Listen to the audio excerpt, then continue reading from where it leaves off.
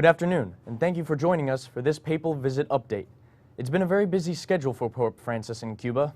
After a packed Sunday, he's had a full agenda today, celebrating Mass and spreading his message of hope and love. Thousands lined the streets of Holguin, Cuba to greet Pope Francis. It's the first time a pope has ever visited the city, which is the capital of the province where the Castro brothers grew up. The pontiff celebrated his second Mass at Holguin's Revolution Square. He urged the faithful present to give themselves up and be selfless. Pope Francis said, "His love cures myopia and stimulates us to look further. We don't stay with the aspects of the politically correct." He also made a vague reference to religious restrictions in Cuba, saying, "I know that the church in Cuba works in difficult conditions to take everyone, even in the most remote places, the word and the presence of Christ." After Mass, he'll bless the city, and then it's off to Santiago, Cuba's second largest city, to visit a shrine and meet with local clergy before traveling to the U.S. We go live now with Helen Osman, the Secretary of Communication for the USCCB. Ms. Osman, how are you? I'm fine. How are you? I'm great, thank you. Good. So you are the Secretary of Communications for the USCCB, correct? Yes, sir. So you have a pretty high ranking with dealing with the pontiff's visit. Well, I'm dealing with a lot of moving parts here, including trying to find places for about 7,800 journalists who want to cover this historic and unprecedented visit. Wow, that's a lot of people you're dealing with. So how is it like to be planning this media event with so many moving parts and so many people watching? Well, you don't get much sleep, but Right. It's very exciting. It's very exciting, very encouraging that so many people are interested in what Pope Francis has to say. The fact that the Catholic Church's message of love and mercy is being so well received. It's just a very positive experience. But there's a lot of details.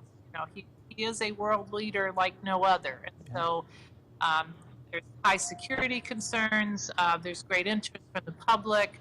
Of course, everything with media, everyone wants to see and hear him. Because of our technology, we can allow people to participate in a virtual way, in a digital way. And so just trying to get all of those pieces to work together, it takes a lot of thousands of people, literally. So between all of the security issues and all of the multimedia issues, where do you find yourself? Well, what are your responsibilities in particular? I'm sorry, what was the question? What are your responsibilities in particular dealing with the pontiff's visit? What's your job in all of this? Well, kind of trying to help make all the pieces work, deploying people in various levels, coordinating with Secret Service. We've hired various companies to ensure that the TV feed can be accessible to as many people as possible, down to making sure that the press that travels with the Holy Father on his plane, that their luggage arrives on time. All right, so you're going to have to meet with some pretty high-profile people, to be able to coordinate all of this together, right? I don't know if you'd say they would consider themselves high-profile, but I think it's people who who are very hard workers and want things to be very successful. And would one of those people be Pope Francis by any chance? Would you be meeting him face-to-face at any point? I think I might have the opportunity on Wednesday. We'll see. Wow. Okay. Well, We'll see. Must be exciting for you then. What would you be most excited about in the entire process of this papal visit? I think I've been most excited about is the collaboration that we've had with the U.S. television network. They have been very interested in providing almost wall-to-wall coverage of his visit, because that means that many people who could not be with us physically are going to be able to participate in the visit. So we're very excited about that. I'm very happy that that's happening.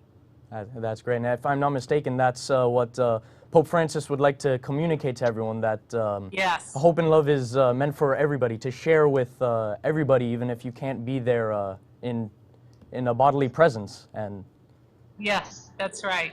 That's right. great. Well, that seems to be all the questions we have for you. Thank you so very much. It has Thank been you. an absolute privilege and an honor to be able to speak with you, Ms. Osman. Thank you for coming on to the show and speaking to us all. Well, my pleasure. Thanks for having me. Thank you.